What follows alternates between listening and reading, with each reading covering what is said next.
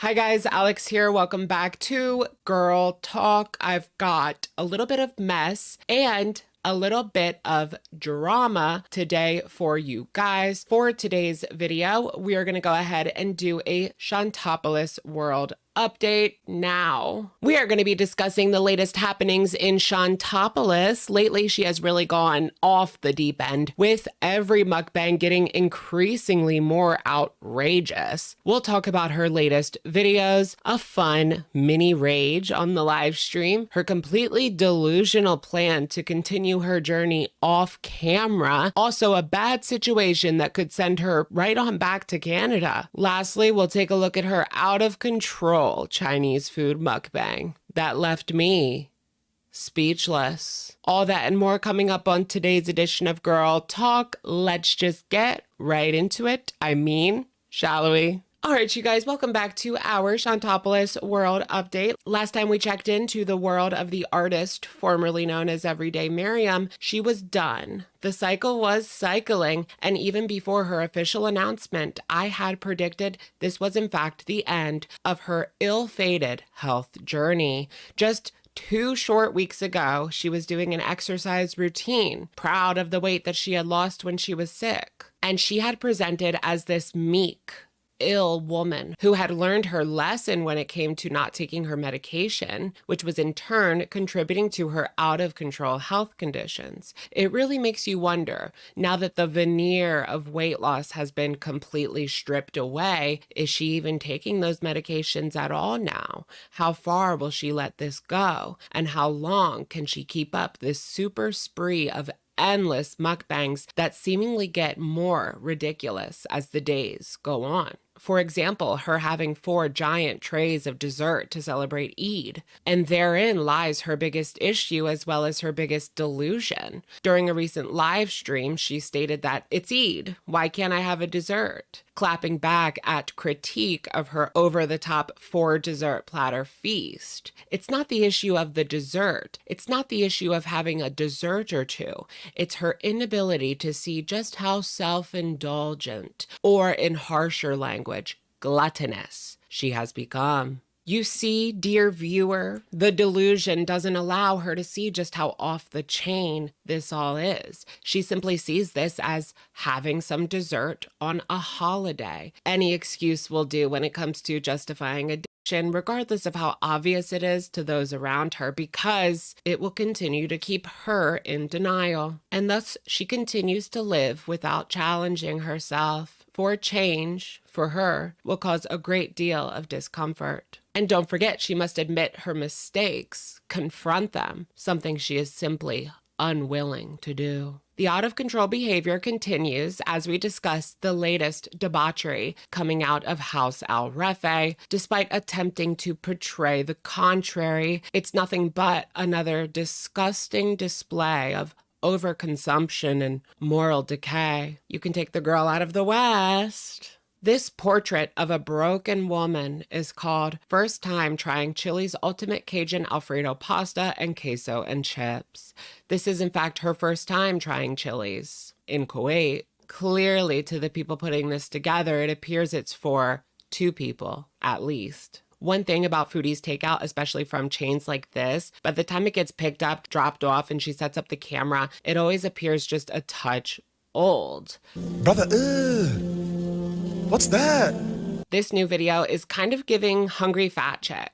Less about her personal life, more focus on the food. Plenty of noises indicating the food is hyper palatable and oh so pleasurable. She's also fresh off the heels of an attempted weight loss journey, if you even want to call it that. But Candy from HFC had put in a lot more work and was exponentially more committed to losing weight than Chantal, I think, will ever be. Sad to say, but after all these years, it's not hard to believe. Candy was a success until she wasn't. Foodie sees a small loss of 10 to 15 pounds because she was sick, mind you, and thinks, I've done it. We didn't gain. Bring back the circus. So sad, until it isn't. She's injured herself again, throwing her back out. And that's why she decided to order in tonight.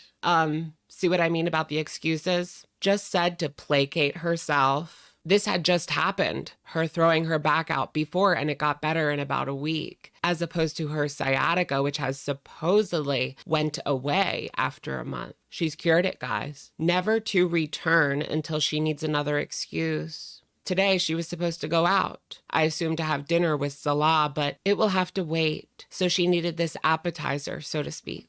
She begins really shoveling it in, like it's going to grow legs and wander off. But she no longer eats past a certain time, guys. She's putting limits on herself.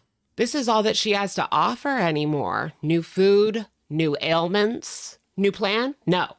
Well, maybe tomorrow. After this, she went live eating what she calls a late night sandwich. So much for not eating past a certain time. Can we not even trust even the smallest of detail from her these days? My goodness. One thing's for sure, you can't even ask a question. Someone asked about her weight loss journey during this live stream, and she simply blocked them, saying that she's not going to talk about that anymore. The message couldn't be found. The notable part of the live stream begins when Salah enters the picture. Well, he doesn't actually come on camera because that's not his thing anymore. But he mentions the Eid dessert drama. As I said, she's completely delusional about this. It's not normal. But Salah says that we are pathetic because we don't know about their religion. I'm pretty sure having like 10 servings of dessert all at once is not a part of the celebration. This is something people share with a big family. The amount of trays that she had, what was that about? Foodie and Salah somehow turned this dessert drama into some sort of attack on her religion. Salah's off camera talking mess because of course he is. She begins to get snappy and straight up smug. Salah can't control what I eat. My blood sugar is the lowest it's ever been. Does she even believe the lies coming out of her mouth? I mean, obviously not. She's concocting them. We know it's about more than control. He goes out and gets the food for her. He's an enabler of sorts. She just sees all the haters as a sign of her success. Oh, honey, I don't know why, but this was all kind of kicked up by Salah. Yeah, there was some comments that wound her up, but he encouraged every bit of it. He likes the attention and drama. Maybe he's sabotaging her. Although she doesn't really need help doing that. Her behavior lately resembles pre-Natter era diet merry-go-round when she was with BB. She really has regressed lately. She's really stuck on this idea of her biggest critics, literally, getting on camera because she knows they're obese, maybe even bigger than her. Despite saying in the exact same live stream she wasn't going to discuss her diet, she does. I knew this was going to happen because when it comes to talking about her personal life, she can't help herself. She really doesn't have anything else to talk about. Regardless of what she says, she doesn't like talking about other topics like true crime, for example. She doesn't like talking about other people unless she's just like bad-mouthing them on a live stream, name-calling and playground insults. What she is doing is she is experimenting right now with her weight loss. The mukbangs are just for content, just for her to make money, right? She's eating whatever she wants for the video and then keeping it in check for the rest of the day. She's gonna show us, dude, like some of those mukbangs are over 2,000 calories. I don't see how that's gonna work. You can't out-exercise a bad diet, not that she even exercises, but her man comes to her defense. She keeps her leftovers and eats them later, guys. Chantal looked a little uncomfortable when he said that, maybe because it was off script. You're not supposed to say I eat it all later. But Chantal feels like doing a journey now is completely worthless because no matter what she does, she can't please the audience. Does that make any sense? That's where her head is at. It's supposed to be for you, sweetheart. That's how you can tell social media is her life. As much as she kicks and screams, you can't control me, social media controls everything that she does, every move that she makes. Overall, it was a decent little mini rage. 6.5 out of 10. But I kind of zoned out after the cat stuff came up. She hasn't spayed Julia yet, though. Just BT dubs. All of the live streams that she does recently, she can't keep it together. One little comment sets her off like an expired firework. Her next venture this week was a date with her man. The whole video was just one big, where's your man? But I have a question for her. Where's your man? because he barely appears on camera anymore. He was on all the time before. Well, you know, that's still on your mind every time he leaves the apartment. But alas, this video does feature the most we've seen of Salah in a long time. And it was just as creepy and off-putting as you would think. Not much of note or substance occurred during this video. As I said, it's just, look at me, I've got a man and yours is fake. I really have to wonder about Salah. I mean, he does seem to be there a lot of the times when she is streaming, but there are also a lot of the times when he is out doing gosh knows what with gosh knows who. Red room, anyone? But that's not all, folks. Something bad happened to her this week. This is possibly alarming for her especially. It is so incredibly hot there right now. It's like 110 to 120 degrees every day. So because it is so hot in Kuwait, the power grid is overloaded from people running their AC. Well, her power cut out and they had no air conditioning. Chantal says it's the worst thing that could ever happen to her. Little dramatic. And we're only in June. And based upon an article I found, and Chantal said it too, I just had to verify, because y'all know, she lies.